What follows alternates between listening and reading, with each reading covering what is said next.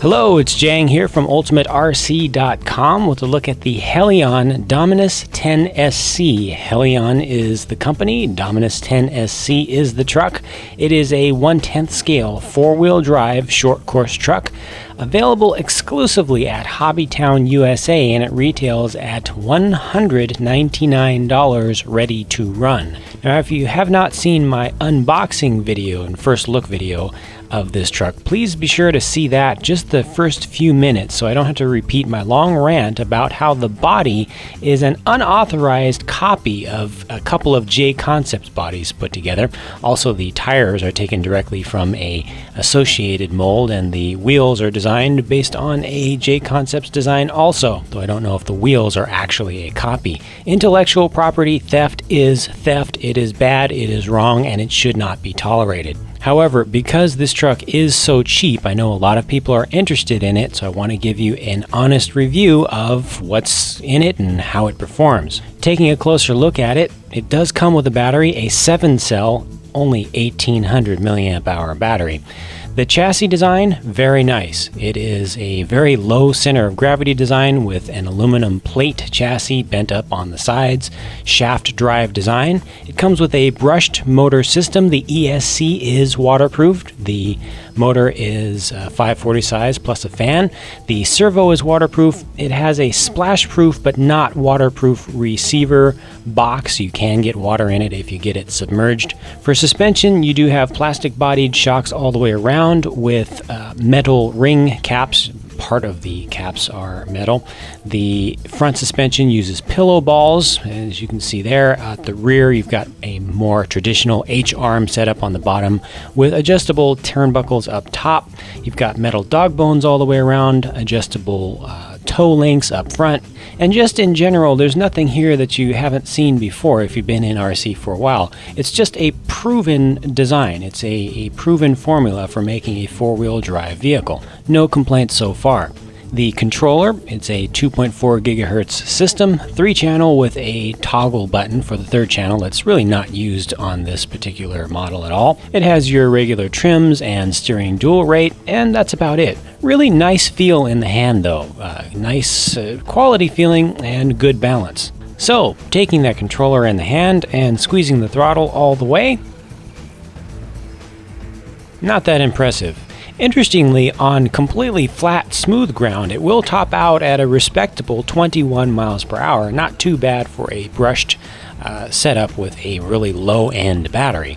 But they did gear it up a bit in order to get that top speed, and this motor does not have a lot of torque high up in its RPM range. As a result, when you get on a surface that is not completely flat and smooth, it does not go 21 miles per hour anymore. It bogs down pretty quickly, pretty easily, and you also don't get a lot of battery life with the stock included battery. I was literally getting just over 5 minutes. Even at this relatively slow speed though, the stock tires do not have good traction, and it's easy to spin the rear end out just because of the compound and design of the stock tire tread. If they were going to copy a tire, they should have copied something that wasn't already renowned to be a poor tire to begin with. After just a couple packs in box stock form, I started adding money to try to get more performance out of this thing. You have to reconfigure the battery tray and put in a new part in order to fit a 6-cell nickel metal or a standard size 7.4 volt 2S LiPo pack. And once you do put a LiPo pack in there, it just barely squeezes within an inch of its life. But it does fit, and it gives you a little bit better performance. Top speed is not really improved going from the 8.4 volt nickel metal to a 7.4 volt LiPo, but you do get better torque throughout the RPM range, and it doesn't bog down the way that it did previously. This was a little bit closer to what I wanted to get from a vehicle of this design and this low cost. At least now I can get some air off of some jumps, even if it wasn't a lot of air, and start to see how it actually handled on a track. It felt a little stiff in the rear, maybe not enough down travel on the suspension, but overall the handling was respectable. It flies level to just slightly nose high in the air. It is very controllable. The low center of gravity design is immediately apparent. When it does roll over, it likes to land back onto its wheels. Really not too bad, but just still a little slow. Next, I put even more money into it, this time upgrading it to a brushless system. This is running the Castle Creations 3800 kV 1410 short course motor with a Castle ESC. So this is no longer a $200 RTR vehicle. This is now a $330 RTR vehicle. Wait, no, that's not including the LiPo, so it's actually $360. That's now $10 more than you would spend on a Traxxas Slash 4x4 RTR. I was happy to find that the handling held up under additional power. It was just a little bit more of a handful to keep traction underneath the truck with still those same poor tires. Now being able to jump a lot farther, I was able to confirm that it jumps very nicely. The landings could still be a little bit rough if I hit the rear end too hard. Very little chassis roll in turns. The low center of gravity design really does its job, and you can definitely tell a huge difference compared to, for instance, the Slash 4x4 that rolls and squats all over the place. And the drivetrain was holding up, even though I didn't install the optional slipper clutch unit because it wasn't available yet as of the time of this review. 4 packs of driving with this motor setup showed very, very little, barely distinguishable wear on the dog bone cross pins and the diff output yokes, the diff input yokes, and the pinion and spur. When you think about it though, the tires were kind of acting as a slipper clutch themselves, so next I put on some slightly better tires. These allowed me to put a little bit more power down to the ground, and they give me a little bit better traction in turns, though the car did still exhibit oversteer, especially towards the middle and late ends of turns. Now, all this was well and good if you are a careful driver driving on a beautifully prepared track like this brand new one at NorCal Hobbies in Union City, California. But not everybody who buys a $200 ready to run with a brushed motor setup is going to be driving on such a nice surface, nor with such care. And for those reasons, I proudly present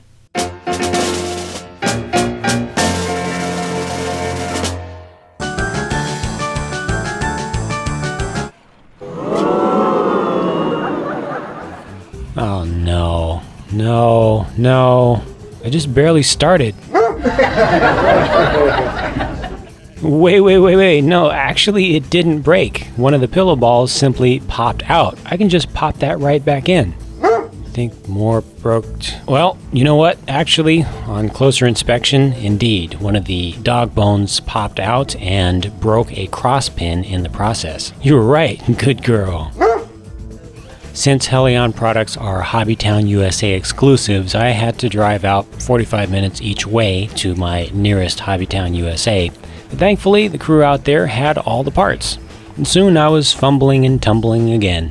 The first breakage was box stock, but by this time I was running the Castle system, so I was able to get a lot more air and slightly more interesting crashes. I didn't try running it into a wall like I often do because this was just too much power for that. Nevertheless, after not too much abuse, more problems surfaced. That dog bone's not supposed to be like that. Luckily, the cross pins didn't break this time, but I did pop off the lower shock cap and found that those threads strip out very easily. The shocks are also very narrow in diameter, and I really don't like their construction. Next up, the tabs on the lower diff case snapped right off, right where the bumper stays attached. This doesn't change anything in performance, but it's just a matter of time before the lowers snap off also, and replacing those requires a lot of disassembly. I also had the dog bones pop out a couple more times. One of those times was when I was just driving around the track normally, and it came off right at the end of the straightaway, not even in a crash. You could see from the wear pattern that the suspension was actually bottoming out the dog bones. So, let's sum all this up. For $200 ready to run, you get a slow truck. Top speed on a street is okay, but as soon as you put it on dirt, and this is an off-road truck, so it should be on dirt, then it gets really sluggish.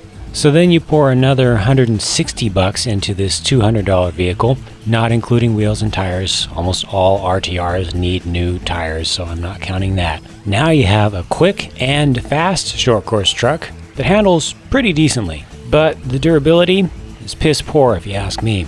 I abuse this thing less than other vehicles that I normally test, and most impacts were absorbed by the bumper and the big short course body, but I experienced more parts failures than I have on other vehicles. The first breakage wasn't even with upgraded power, it was box stock. If you want to drive at 15 to a maximum of about 20 miles per hour, and you're either a really good driver, very careful, or you're not going to be getting much air or crashing into things, and you have a Hobbytown USA nearby, maybe the Helion Dominus is a good truck for you. If you're looking for a cheap way to get into four-wheel drive short course racing, look elsewhere. If you're looking for a durable four-wheel drive brushless basher, look elsewhere. If you want good, long-lasting performance for your dollar, again, I'm going to have to say, look elsewhere. The Dominus did not impress me. Questions or comments? Post them up in the short course section in the friendly forums at ultimaterc.com. Thanks for watching, and I'll see you next time.